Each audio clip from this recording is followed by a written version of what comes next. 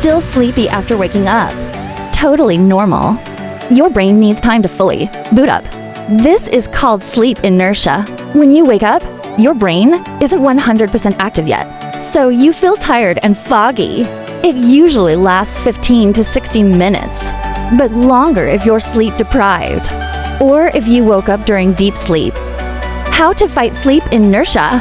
Step into sunlight. Move your body a little. Drink water, not coffee yet.